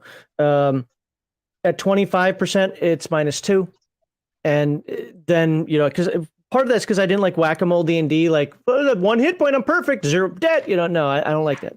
On top of that, healing potions are healths over time. A cleric healing spell is usually, hey, I did my prayer, you get, your 1d8 hit points, right? A healing potion is heal over time. So if you roll an 8 on the, or we'll say an 8 on that d8, you're going to get 1 point of healing per round for 8 rounds. And I do that because, again, I don't like injured people to just be bling up, bling up, bling up. No. I want it to take time. At the same time, I don't want you to get murder-fied necessarily. The last thing is I remove all true seeing spells. So let me do this in the order of what we talked about here. So what's the issue? The issue for me is whack-a-mole healing. I don't like it. I don't like video game style healing, even before I really was into video games. So I want the healing to be a little bit more natural, but it is magical. So it's still supposed to help you and have that magical feel to it. So I keep that in the game. It's just I have it happen over time. So especially at low levels, I mean, look, you're still getting 8 hit points back, right? It's just going to take you 8 rounds to do that. The big one that usually, maybe. What's that? A hard maybe in combat. That 1 point a round might be pretty much useless. Yeah, you're supposed to back out of combat. Guess where I got that idea from? Earth Dawn with its recovery tests. Because Earth Dawn, you can't make a recovery test, which is a natural. Remember that the Earth Dawn world is incredibly magical. So you X number of times per day, usually between 1 and 3, depending on how tough you are. We'll call it Constitution, but it's your toughness score. You can make 1 to 3 recovery tests per day, and those are hit points that you get back. But in order to do that, you have to be out of combat for a minute. Once you're out of combat for a minute, or a stressful situation for a minute, and you can effectively meditate for a minute, you can reach into your magic and you can heal yourself X number of hit points, whatever your toughness happens to be. Chances are in a big fight, you aren't healing yourself to full, but at least you're further away from death, right? So it's kind of that concept. That's for both of those. And I wanted damage to be meaningful. I don't like whack-a-mole. The last one is, and this is because I've had modules ruined. I don't like it because it's too much of a crutch. I remove all instances of true seeing. That one spell. Now, I know some people like Shadow Sun said resurrection. Other people take away wish or whatever. I mean, wish is just a dumb spell anyway. But there are some people of other spells that they get rid of. I get rid of true seeing. You're not going to have a helmet true seeing. You're not going to have the true seeing spell. If there's ever anything in there with true seeing, it's going to come with some severe limitations necessary for a purpose, but not something that I'm going to let be a crutch walk around. That's a dragon. That's the ethereal plane. That's an illusion. No, you're not going to walk around doing that nonsense. Okay. What about you, Shadow? Any specific rules to specific settings? Okay. I've got a couple. One, because I run a universe as opposed to just one world, and this is a universe where magic and psionics and superpowers and all that shit can be found depending on the world you go to. Before I even knew about Palladium, as you guys know, I do the several paranormal shows throughout the course of a month. With my friend Nathan Allen, and I do sometimes on my own show. I learned about ley lines and things like that, so I incorporated something similar to not just ley lines, where if you're on one, the magic is more powerful, so your spells might do more damage, and nexuses, where they cross, even more so, things like that. And then I found Palladium, and that was one of the things that really sold me on it, because it had a definitive system of using ley lines and nexuses. Can I ask you a question about that? Sure. Because I ran into this in Palladium. I haven't incorporated anything like that into D&D, although I've always kind of considered it. Is that players in Palladium, in my experience, do the whole, well, this sucks, I'm not near a ley line, so my spells suck right now. It's like, no, your spells are at 100%. That's not suck, that's normal. Right. You happen to be better when you're near a ley line. Well, I'm worthless if I'm not near a ley line. No, you're not. And I ran into that a lot. That's spoiled children who need to come into my universe where I have worlds where it's the exact opposite. You might be on a world where the magic is at 50% worldwide, or at negative 100. Their magic just doesn't work on this planet. Don't ask me why, because there is no reason. It doesn't matter. It's just part of the setting. Who cares why? Exactly. To where, you might not even need a nexus. Just go to this world to enchant your magic items because it's already at 200%. Boom. Okay. Getting a ticket to that planet. Good luck. But, that's one of the cases. I also used to use a spell point system in D&D where I would just add up your spell slots by level, and that's how many spell points you had if you wanted to use them in kind of like an emergency. You could either pump spell levels into a spell. For example, you wanted to use 2 first level spells to make your magic missile spell more powerful. Whether it be maybe you want to up the damage or up the missiles or something like that. Until then, I found other spell point systems, and I also allowed for, like in AD&D, it took 15 minutes of memorization to memorize a spell per level, which I always hated because at a certain point, you blast off all your spells and it takes like a day of memorization to get all your spells back, which I just thought was that's why you have to have some self-control. Right. So, I knocked it down. As you get up higher levels, it took less time to memorize spells.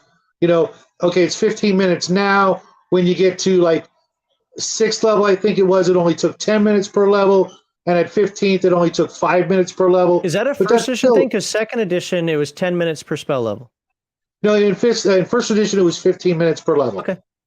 Interesting. But I didn't know about the second edition version. But even still, it took, okay, you got to rest your 8 hours, okay? And then you've got to spend all this time. If you're in like a dungeon or something and you blast off half your spells, just like, sorry guys, I'm not moving for like 6 hours. Yeah, you just slept. Yeah, I know. Now I got to spend 6 hours to memorize my spells, which is a pain in the ass to keep the story moving along. Because to me, when you say memorize, doesn't that mean I know it every freaking day? If I memorize a book or a song or lyrics to a poem, I don't have to go re-memorize it. No, when you cast the spell, the power of the magic forces it from your mind. I know it's a lame cop, but that is the explanation. If you don't like the lame cop out, D&D isn't the right, or let me phrase that, right. Vancian magic isn't the right. Right, and I just recently read all the Vancian books for the very first time this year. So my whole life I didn't know about it, and I saw it in action, and I'm like, yeah, that's not even really how Gygax does it. It's kind of a close copy, but whatever. Because for me, it's like, okay, not only do I have to rememorize the spell, which kind of isn't the way the word memorize works, but whatever, but I'm also out of the actual energy. Being out of the energy is enough of a setback to begin with. You got to rest 8 hours. I can suggest a house rule for you. I'm listening. You got your, okay, he's drinking right now. Good. Earth Dawn has I like the Earth Dawn system. So here's what happens in Earth Dawn. Now somebody's gonna say at high circle you can have more. Well, we're talking low circle characters. You have 2 spell matrices. You don't need to have spell matrices in Dungeons and Dragons, but I'm going to use Earth Dawn terms. Effectively, that's 2 spells that you can have quote unquote memorized, right? Mm-hmm. Now there's 2 ways you can replace those spells. A, you can take 10 minutes to just rest, relax, whatever, out of combat, remove 1 spell, reconfigure your spell matrix for the second one, or for the spell you want to replace it with. No harm, no foul. There's some severe limitations to this that I'm not going to get into, but that's effectively how it is. The other way is you can do reattuning on the fly, which means, how would I put this in D&D terms? Effectively, you make a saving throw. If you make the saving throw, you pop out the old spell, put in the new spell. No fuss, no muss. If you fail, both spells are gone. Both the spell you had there and the one you tried to put in there is gone. But it's something you can do somewhat instantaneously. Now, again, there are a bunch of caveats to that, like how do you replace a low-level spell with a high-level spell? Well, Earth Dawn has threads and blah, blah, blah. Anyway, but it's just something that I'm not saying that in that exact form might work, but if you want to still keep the memorization, because you have to have some sort of memorization for D&D. Spell point systems just, to me, takes it too far away from D&D. But I've always wanted to find a way that wizards can replace spells, because one of the things I've hated in D&D, and I have not actually changed this in any game I ever ran, but I've wanted to, is, crap, I memorized Magic Missile, but we could really use that comprehend language right now. Can you wait 24 hours for me to do this? And it's one of those things that's frustrating, where I get why people want to play sorcerers. So but at the same time, you have to have a drawback for that, so that a wizard can't just change in the middle of a fight. Otherwise, the wizard's already super powerful in 1st and 2nd edition. Mm-hmm. Real quick, I would actually everything you just said was so right out of Amber, especially when you mentioned threads and everything else. Bravo to whoever wrote that system, because clearly they were fans of Roger. The guy's name was Lou Prosperi. Go ahead, Jay. Sorry. But yeah. So I would have only one other suggestion for something like that, where Wizard, has prepared a battle list and not a, exploration list of spells. I actually allow them to take an hour, in-game time hour of, reading through their spell book and being able to cast the spell from the spell book. Now they still use the spell slot for the day. Now I'm talking 3/5 Pathfinder, so they'll still expend the mana or the magic of the spell slot, and they can't get that back until another 8-hour rest, 24 hours later. But they'll able to sacrifice whatever spell they had in the slot already to cast out of their book. But it requires their book to be out in the open where I can fireball or burst a flame or destroy if if I so happen to be an asshole that day. So that's one method I use for that. Now I will say that wizards, I like wizards like Gandalf. Yes, I know he's a Maiar, but I like my magic to work like that, where he has the catalog of knowledge in his mind. He just has to take a moment to access it. He doesn't need a book. He doesn't need, all of the trinkets and whatnot. He's got his wizarding staff, and he's got his mind. So that's what spell point systems work really well for. But yes, and pardon me for saying this, but that's one of those things that to me is a bridge too far when it comes to like Dungeons and Dragons. I'm not against spell points. Palladium is a perfect example of spell point system, but I would never, and second edition tried it with the black books, and anybody who says, I play with the black books, I hope you die in a fire. Slowly, not from the smoke inhalation, but from the actual pain of the fucking fire, because those books are being burned. Because that's not Dungeons and Dragons. That goes to me. I'm specifically saying D&D. That's where it goes a bridge too far. Not that it's a bad system, but there's certain aspects of D&D alignments, whether we like them or not. There's Vancian magic, whether we like it or not, or whatever. That just makes D&D D&D. Mm-hmm. I'm actually running a 6th level magic user in Blood Wars game. It's every week, about 3 hours a session every week. And for the last 2 sessions, I have been completely out of spells. A 22 hit point, 6th level magic user who only knows how to use a staff. And I only last night actually was loaned a magic weapon so I could hit some monsters. Of course, I couldn't hit them, to save my life. But yeah, it's rough. You got to go through that period of time. From first to whatever. I'm thinking 7th, to be honest. Where life is harder for the magic user than anybody else in old D&D, until you get to that point where everybody is like just in awe because you just shot off a 76 or an 86 fireball or lightning bolt, and now suddenly everybody is terrified. Now, I've got 2 house rules that I like to throw into my games. And one of, now, again, I play a lot of Pathfinder, a lot of 3.5 games, and there's a feat in there called leadership, where you get a cohort, you get followers, and, they do things for you. I only allow 1 player to access that feat at a given time. And it has to be for role play reasons. It can't just be, I want an extra person in the party to go do stuff with, because there's already enough, slowing down combat between summons, between mounts, or any of that nonsense. So I don't allow them to just, bring an entire basically city with them for leadership. It has to be for role play reasons. Because otherwise it bogs everything down and it gets pointless. And that goes to the problem that was caused by this. Was I had a group that had everyone in it had leadership. This is a game that happened 15, 20 years ago. Everyone had leadership. So they all also had cohorts traveling with them. They all also had a small war band of commoners traveling with them.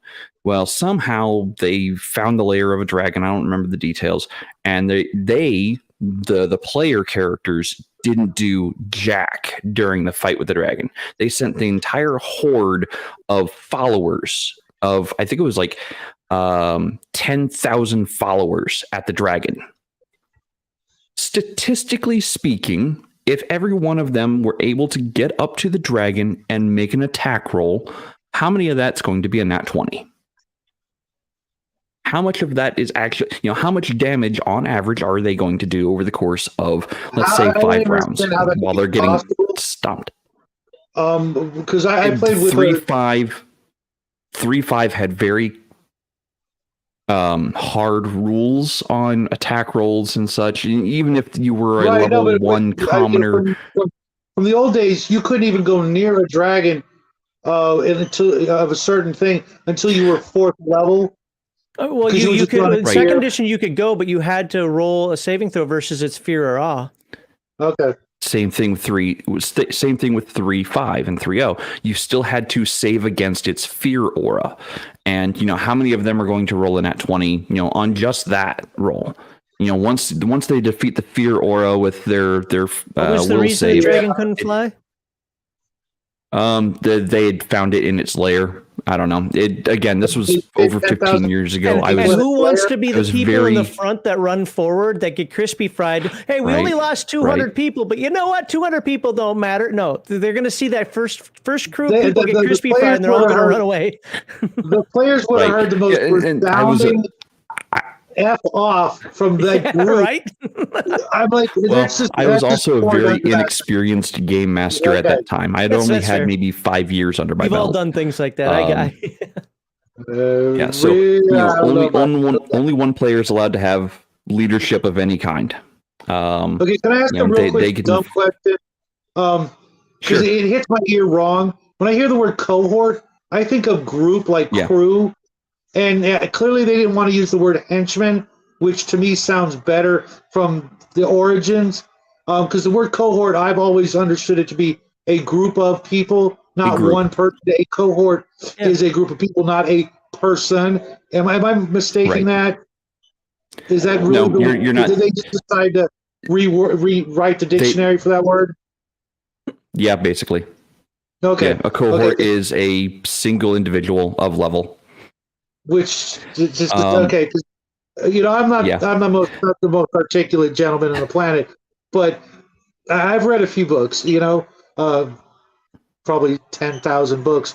But to me, every time I hear that, I just like. Okay, according to Merriam-Webster, a cohort is a band or a group of individuals having statistical fact, blah, blah, blah, one of 10 divisions of ancient Roman legion, or a group of warriors or soldiers. So in every aspect of Merriam-Webster, that comes up as a group. Yes. Okay. Yeah. Okay. Sorry. Shit. I'm sorry. Definition number 1, which for some reason I escaped over, is companion or colleague, both in the singular. Oh. The example being a few of their cohorts decided to form a company. Everything I read a moment ago was definition number 2. So it can be an individual. Okay. And now I stopped interrupting. I've never heard it in that way before. And I don't know why they didn't just use the word henchman, because everybody on the planet knows what that word is. And the word cohort is kind of, a little bit, they could getting just closer use to comrade. They could use comrade, but again, $5 word red panic instead of the 50-cent word. But that's me. But I guess they're just trying to move away from the henchman mentality, which, who doesn't want to be a supervillain with henchmen, right? Is it just me? So my second one that I commonly use, and this is to kind of expedite battle, is the 3 nat 20s roll. If you roll 3 natural 20s on a single attack roll in combat, it's insta-gib. They're done. It's instant death. Don't roll damage. We move on. And that's just because it's typically a statistical anomaly to get 3 natural 20s in a row. So I kind of reward that with, okay. Yeah. I would be checking the dice after. I'd be like, it's like, those dice, I want to see them. So, and I will get my salt water out. 2 big bads at the end in a row I fought, and I got double natural 20s and then a triple I have to ask Garthon, I forget what it was, but it was either two sets of double natural 20s or a double natural 20 and a triple natural 20, and he got so frustrated. But the rolls were done right in front of him, and he knew that those dice usually rolled all over the place. But twice, 2 big bads in a row, I will never have that happen in my life again. I will remember them forever. Love that Wolf and Ranger, and I'm done.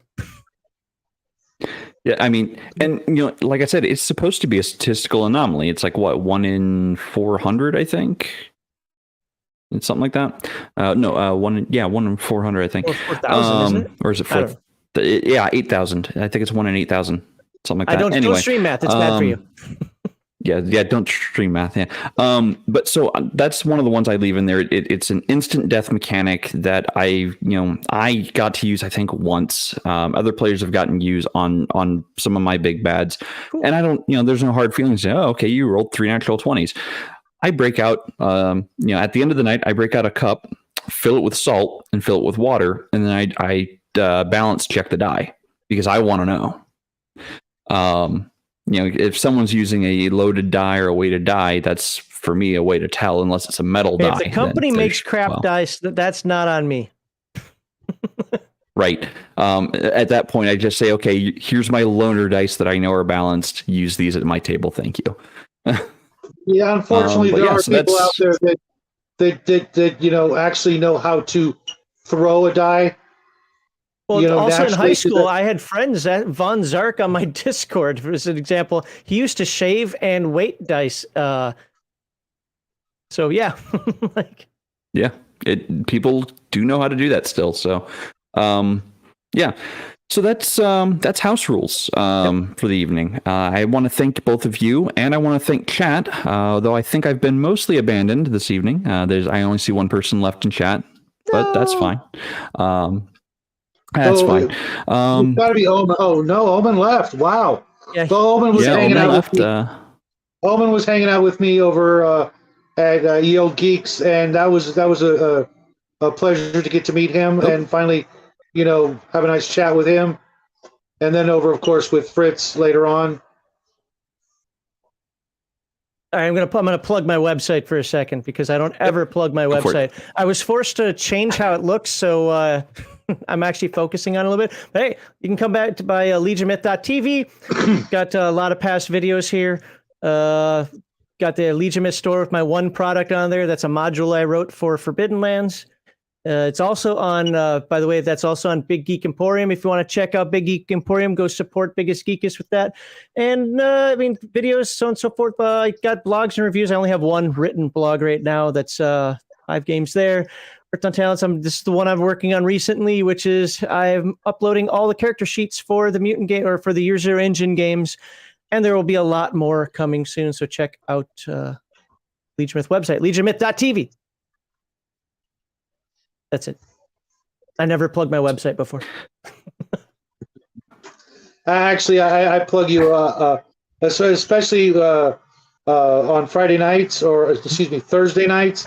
I always plug your channel, Max. The channel we plug all the time, but I've never plugged my website. No, I don't do that. Channels, though, absolutely on Thursday night. I tell everybody that's where I'm going to be Friday, even, when I'm just in the chat. Well, this Friday is going to be fun. Isn't it your members only? No, that's next week. This Friday. Well, so that got screwed up, too. So this Friday, I'm going to be reacting to a couple of people who don't like #RPGate. And I got some comments about that, and we're going to address that. So come in prepared to talk about #RPGate, what you like about it, what you don't like about it, why representation is important. And then next Friday, which was supposed to be the members-only live stream, will still be the members-only live stream. However, I screwed up, and my screw-up is your benefit. What does that mean? Well, it was supposed to be the members-only live stream, and that's it. But now it's going to be the members-only live stream and a real live stream because Ryan Howard from Rollin' Bones says he wants to hang out and talk about some things. So I said, yeah, sure. And then I was like, uh-oh, wasn't supposed to be that day. But I'd already said yes. I made a commitment. So guess what? That's Rollin' Bones is going to be on. So this Friday, we're going to be talking about #RPGate and talking about some weirdos who don't like it. Plus other things. You know how that goes, right? I mean, there's only so much we can talk about with that. And then the next Friday is going to be Rollin' Bones is going to join us to talk about one of the things he wants to talk about is simulationism versus narrativism. I hope I use those words correctly. Mm-hmm. All right, Shadow, what about you? What do you got going on this week? We do a video just about every day, one way or another. If I'm not doing a video for the channel, I'm hanging out with somebody else, helping them out and just hanging out with good people. This week, we've got a craft video tomorrow night with my son and I, and then Friday I'll be hanging out with Max. I'll do either I'm going to do my review of the comparison between first and second edition Monster Manual, or I'm going to do an Arduin video. Then I'll hang out with Max. Saturday, I will be doing a sci-fi chat with the boys sometime after 7 p.m. avocado time. And then hanging out with Nathan doing a paranormal chat. And then Sunday, I think we're supposed to hang out with Connell and do some stuff like that. But, we have a video just about every day. And I think in October, we will literally have a video every day unless something comes up like life. As for me, I'm going to try to get in front of the camera. I know I say that every single week, but I do try. And I'm going to try to get a game mastery video up. If I can't get that done, I will put out part 8. I might even put out part 8 anyway of Beneath the Door, a one-shot index card RPG adventure that a group of my friends did back in August. Believe it or not, it's taken me. It's really padded out my content. I gotta say. So yeah, thank you for stopping into the tavern. This has been Gatekeepers. I'm Pleasure. Jade, and have a great night, everyone. Bye, everybody.